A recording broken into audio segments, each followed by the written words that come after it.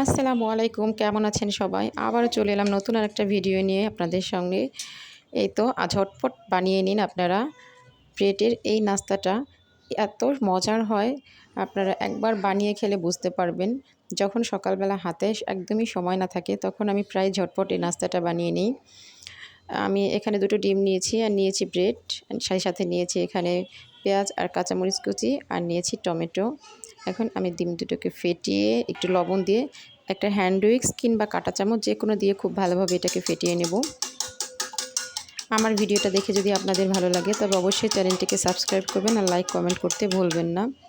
ফেটানো হয়ে গেলে এখানে আমি মিশিয়ে দেব পেঁয়াজ কুচি আর কাঁচামরিচটা, আর সেই সঙ্গে দিয়ে দেব টমেটোটাকে। আপনারা কিন্তু এখানে চাইলে ক্যাপসিকামটাও নিতে পারেন, আর ঝালটা আপনাদের টেস্ট অনুযায়ী বাড়িয়ে বা কমিয়ে নিতে পারেন। তো এটাকে আমি খুব ভালোভাবে ২-৩ মিনিট একটু আবারও ফেটিয়ে নেব। ব্রেড দিয়ে এভাবে এই মজার নাস্তাটা কিন্তু আপনারা বাচ্চাকে টিফিনেও দিতে পারেন, কোনো প্রবলেম নেই, খুব হেলদি নাস্তা। আর এখন আমার এটা ফেটানো হয়ে গেছে, সেই সঙ্গে আমার এখানে লাগবে হচ্ছে বাটার।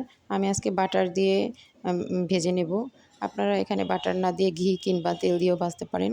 এতে আমার প্যানটা গরম হয়ে গিয়েছে, এখন আমি এখানে বাটার দিয়ে দিয়েছি। বাটারটা গলে গেলে তারপর এখানে আমি ডিমে চুবিয়ে তারপরে ব্রেডটাকে খুব ভালোভাবে এপিট ওপিট করে তারপর আমি এখানে দিয়ে দেব।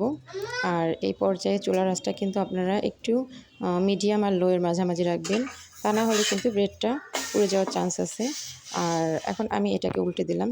তো উল্টে পাল্টে এটাকে আমি ১ থেকে ১.৫ মিনিট মতো এটাকে ভেজে নিলেই কিন্তু সুন্দর একটা কালার চলে আসবে।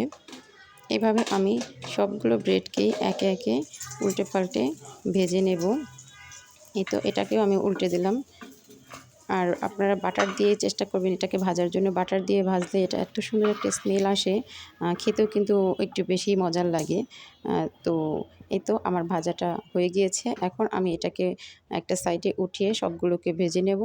তারপর আপনাদেরকে আমি পরিবেশন করে দেখিয়ে দিচ্ছি।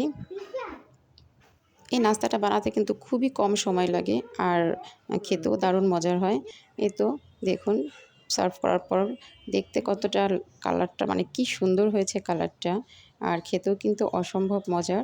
এখন আমি এটাকে খেয়ে নিব। আপনারা বাসায় অবশ্যই এটাকে ট্রাই করবেন, আপনাদের ভালো লাগবে। আল্লাহ হাফেজ।